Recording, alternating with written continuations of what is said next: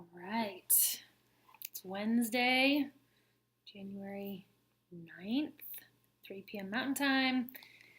It's the time that I do Facebook Lives. I'm going to make sure everything is hooked up and running.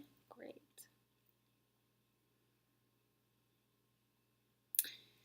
So, I'm going to talk about arousal today.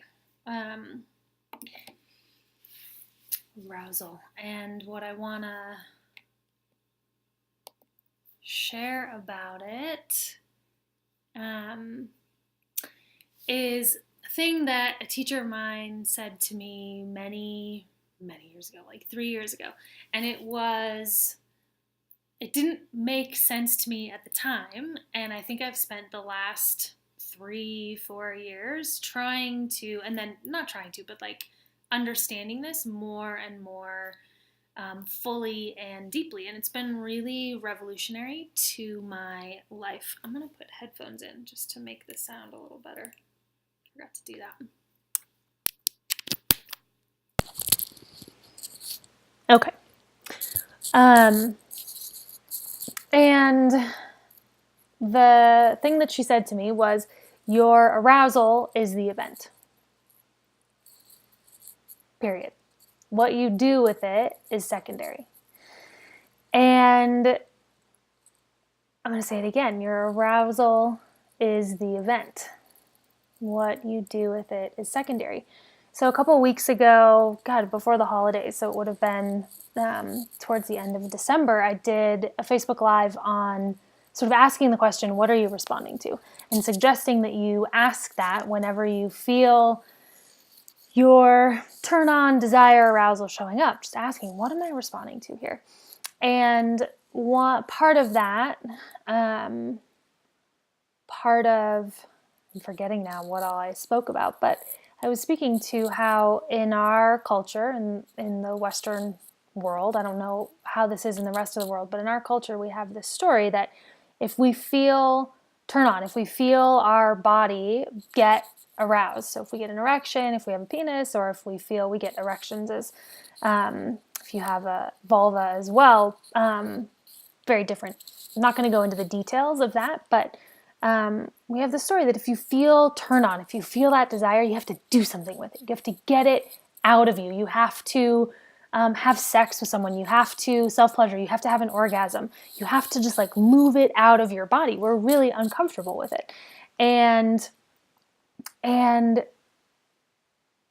the event in that situation becomes this other thing. We think that our turn on is pushing us toward, our arousal is pushing us toward something else. It's pushing us toward an action.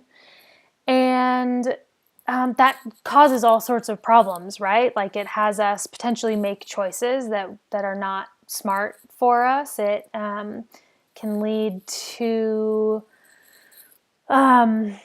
violation of boundaries, where, someone's sending me messages and it's really loud. I don't know how to turn it off.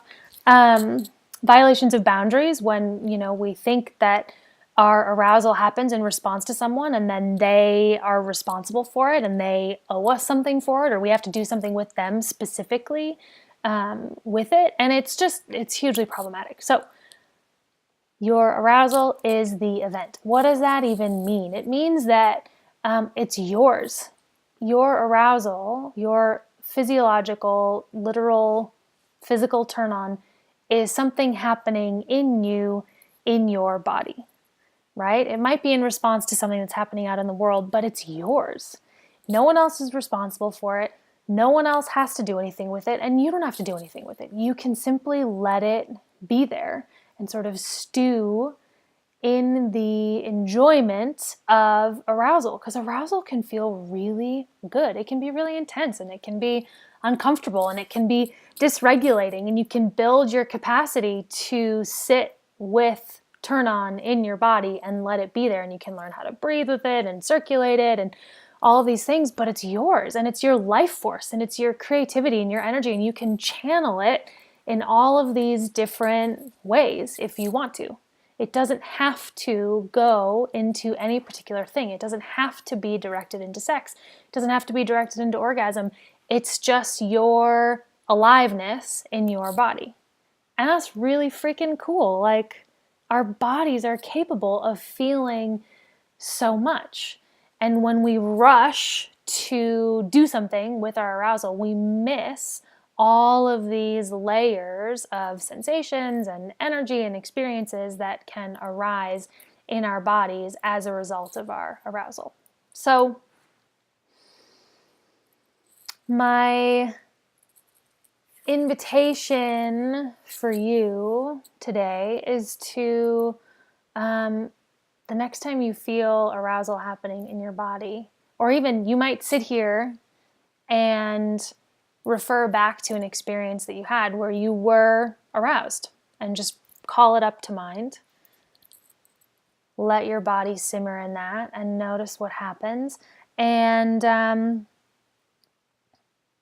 just let it be there and not do anything with it. Just notice what it's like to be aroused and to let that be it.